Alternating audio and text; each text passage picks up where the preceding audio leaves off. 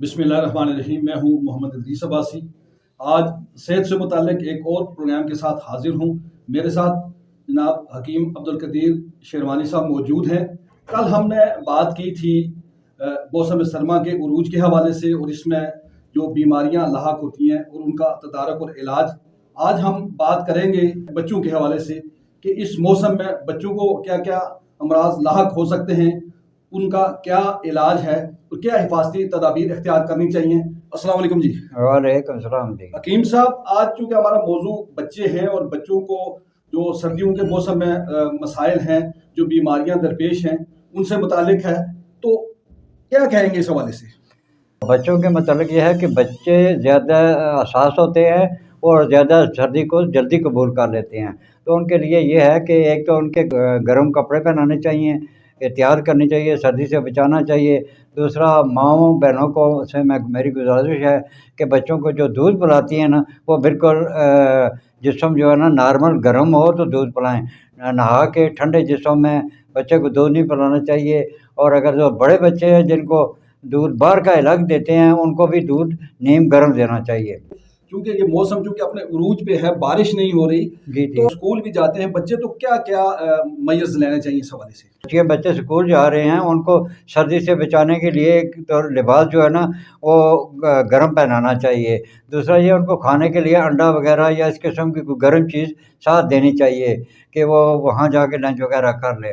اس چیز کا خیال رکھیں۔ جب گھر واپس آتے ہیں تو کوئی ٹھنڈی چیز کوئی نہیں دینی چاہیے، اور بچوں کا سختی سے منع کریں کہ اسکولوں کے باہر جو چیزیں فروخت ہوتی ہیں، نمکو وغیرہ یا اس قسم کی چیزیں، وہ بالکل نہیں کھانی چاہیے بچوں کو۔ پکوڑوں سے بھی بچوں کو بچانا چاہیے، اور سموسے پکوڑے یہ نقصان دہ ہے بچوں کو۔ سردی اور موسمی اثرات کی صورت میں جو فلو ہو جاتا ہے، نزلہ زکام ہو جاتا ہے، نمونیا اور اس طرح کے امراض ہو جاتے ہیں، اس صورت میں فرداً تھوڑی سی تفصیل بتا دیجیے کہ کیا کیا دیکھیں، نمونیا سے بچانے کے لیے بچوں کو لوگ کرتے ہیں کہ بچوں دم درود والا کے پاس چلے جاتے ہیں، مختلف معالج کے پاس چلے جاتے ہیں، لوگوں کے ساتھ پھرتے رہتے ہیں، مگر سوکھڑا پن ختم نہیں ہوتا، بچے کمزور رہتے ہیں۔ تو اس کا یہ ہے علاج، یہ ہے کہ سوکھڑا پن کا کہ بچے کو دن کو دھوپ میں 8-10 سال سے کم جو بچے ہیں ان کو سرسوں کے تیل کی مکمل جسم کی مالش کر کے دھوپ میں لٹا دیں، تو انشاءاللہ آہستہ آہستہ سوکھڑا پن ختم ہو جائے گا۔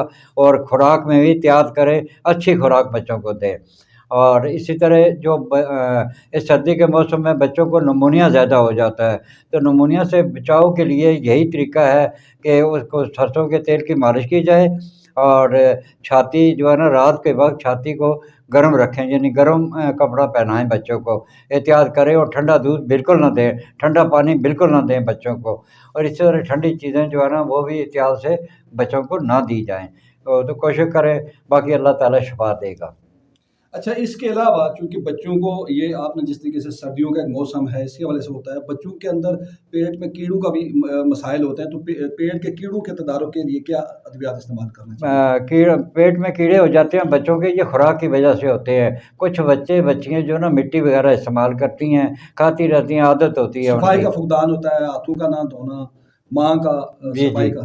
تو اس کے لیے باؤ بڑنگ ایک بوٹی ہوتی ہے، اس کے دانے ہوتے ہیں، ان کو وہ باریک کر کے یا اسے پانی میں ابال کے وہ پلانا چاہیے، کیڑے مار جائیں گے۔ کیا باؤ بڑنگ، اور ہماری اپنی زبان میں ککھن کہتے ہیں، ہماری زبان میں اسے ککھن کہتے ہیں، اور حکمت کے روح سے باؤ بڑنگ کہتے ہیں اسے۔ اس کے علاوہ اور کتنی چیزیں ہیں، کیڑے مار، اور امرود کے جو بیج اندر کے ہوتے ہیں نا، وہ بیج اگر پکا امرود ہونا چاہیے، اس کے بیج جو ہے باریک کر کے دیں، اسے بھی کیڑے مار جاتے ہیں۔ سوکڑا پن کی آپ نے بات کی، اس کے علاوہ بچے جو کمزور ہیں، تھوڑے سے نحیف ہوتے ہیں، کمزور ہوتے ہیں، لاغر ہوتے ہیں، یا خون کی کمی کا جو شکار ہوتے ہیں، تو خون کی بڑھوتری کے لیے اور ان کی صحت کی بہتری کے لیے کیا چیزیں آپ تجویز کریں گے؟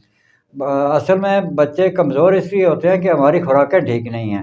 بچے اسکول کے باہر سے چیزیں لے لیتے ہیں، بازاری ٹافیاں لے لیتے ہیں، بازاری جوس لے لیتے ہیں، یہ چیزیں بچوں کے لیے صحت مند نہیں ہو سکتی، نقصان دہ ہیں یہ چیزیں، اسے احتیاط کرنی چاہیے۔ بچے کو سردی کے موسم میں روزانہ صبح 1 انڈا دینا چاہیے، ٹھیک ہے، اور دودھ وغیرہ जो चाय में डालते हैं, चाय दें बच्चे को। बेहतर तो ये है कि चाय में चीनी ना इस्तेमाल की जाए, गुड़ इस्तेमाल किया जाए या गुड़ की शक्कर इस्तेमाल की जाए तो ज़्यादा ग्रोथ और कद के बढ़ने के हवाले से, इसी तरीके से बच्चों की जो नशोनुमा है, हड्डियों की जो नशोनुमा है, उसके लिए क्या आप जड़ी बूटियाँ क्या देखें ना, बच्चों की हड्डियाँ क्यों नहीं बढ़ती?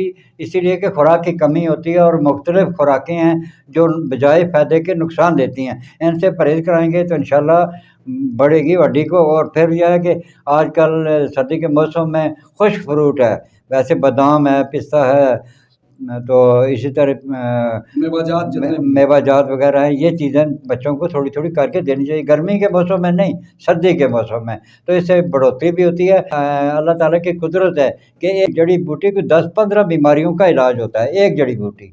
आप तफसील में हम नहीं जा सकते, ये लंबा प्रोग्राम है, तो ये एहतियात करें तो इंशाल्लाह बेहतर होगा। और बड़ों के लिए भी कल मैंने बताया था खुराक में वो कोशिश करें कि खुश्क फ्रूट का इस्तेमाल करें ज़्यादा। हाँ जी, ठंडी चीज़ों से परहेज़ करें तो ज़्यादा बेहतर है, उनकी सेहत बाहर रहेगी। बहुत शुक्रिया जी। सर्दियों का मौसम है, इसमें एहतियात और बिलखुसूस जो छोटे बच्चे हैं उनकी सेहत का बहुत ज़्यादा ज़रूरी है कि उनकी प्रिवेंशन की जाए, उनको सर्दी से बचाया जाए और उनको मौसम के मुताबिक और डॉक्टर के हिदायत के मुताबिक अद्वियात इस्तेमाल की जाएँ।